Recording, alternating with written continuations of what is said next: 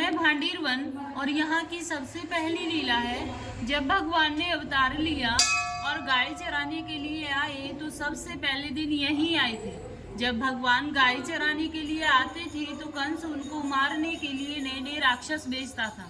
कंस ने एक राक्षस भेजा था बक्षासुर, जो कंस का चचेरा भाई था। वो आया गाय के बछड़े के रूप में और जाके भगवान की गायों में मिल गया। भगवान ने देखा ये तो कोई राक्षस है, तो भगवान ने उसका वध कर दिया। तो ग्वालवाल कहने लगे, कन्हैया तूने गाय के बछड़े की हत्या कर दी, तू गौ हत्यारा हो गया, तुझे सभी तीर्थों का स्नान करना होगा। तो ठाकुर जी ने, ये कुआं है सामने, उसे ठाकुर जी ने अपनी बंसी से प्रकट किया था इसको। इसमें विराजमान हुए तो सभी तीर्थों ने अपना रूप धर के भगवान को स्नान कराया। जब भगवान की शुद्धि हुई थी तो इस कुएं में सभी तीर्थों का जल है। जब कभी भी सोमवती या अमावस्या होती है तो इस कुएं का जल सफेद हो जाता है। जिन माता बहनाओं के संतान नहीं होती हो, गर्भ खंडित हो जाते हो, तो यहाँ आकर इस कुएं पर स्नान करें, मंदिर में अपनी मनोकामना बोले तो उन्हें संतान की प्राप्ति होती है। दूसरी लीला है राधा कृष्ण के विवाह की, जो बहुत से लोगों को नहीं पता है कि राधा कृष्ण की शादी हुई है। पता इसलिए नहीं है क्योंकि ज्यादातर लोग भागवत सुनते हैं और भागवत में इसके बारे में कोई जानकारी नहीं आती है, क्योंकि भागवत में तो राधे जी का नाम ही नहीं आता।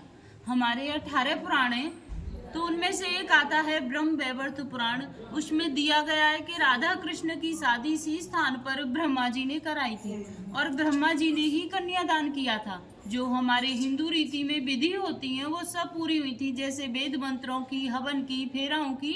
लास्ट में एक विधि होती है मांग में सिंदूर भरने की। जब तक सिंदूर नहीं भरा जाता शादी मान्य नहीं होती है। तो आप यहाँ पर ध्यान से दर्शन करना।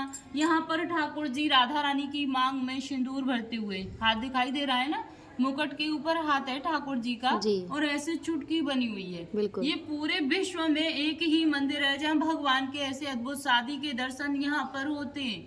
नहीं तो जहाँ भी दर्शन करोगे बंसी बजाते हुए करोगे। यहाँ पर ठाकुर जी के हाथ में बंसी नहीं है। बंसी इसलिए नहीं है, जब शादी हो रही थी तो ठाकुर जी ने बंसी को अपने पास रख लिया था पूजा के टाइम पर, तो उस बंसी को राधे जी ने चुरा लिया। तब से हमारे यहाँ पे आज भी एक प्रथा है कि जब लड़का लड़की की शादी होती है तो वहाँ मंडप के नीचे से लड़के की एक चीज चुराई जाती है ना। जी बिल्कुल, चुराया जाता है। क्या चुराया जाता है? जूते चुराते हैं। तो भगवान ने तो जूते पहने ही नहीं थे, तो जूते चोरी कैसे होते? और राधा रानी की कोई बहन नहीं थी, तो वहाँ पर सखी भी कोई नहीं थी, इसलिए राधा रानी ने स्वयं भगवान की बंसी को चुरा लिया।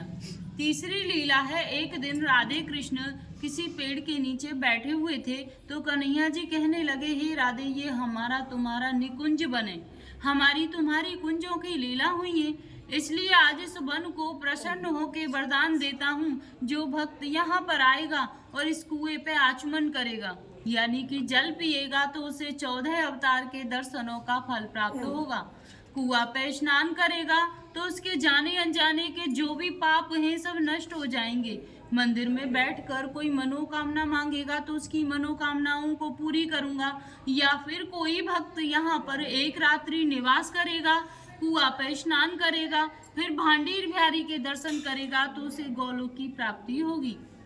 यहाँ बैठकर कोई चीज खाएगा तो उसे इंद्रलोक की प्राप्ति होगी। या फिर यहाँ पर कोई गौदान करेगा तो उसकी 73 पीढ़ियों का उद्धार होगा। इतना सुनने के बाद राधा रानी घबरा गई और बोली, हे प्रभु आपने तो इतने वरदान दे दिए, इतना होने पर तो यहाँ भक्तों की इतनी भीड़ हो जाएगी कि 24 घंटे भक्त रहेंगे, हमारे तुम्हारे मिलने में बाधा पड़ जाएगी प्रभु।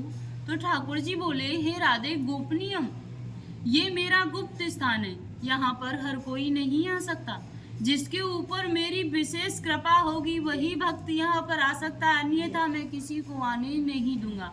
तो जब जिन भक्तों के ऊपर ठाकुर जी की विशेष कृपा होती है वही भक्त यहाँ तक पहुँच पाते हैं।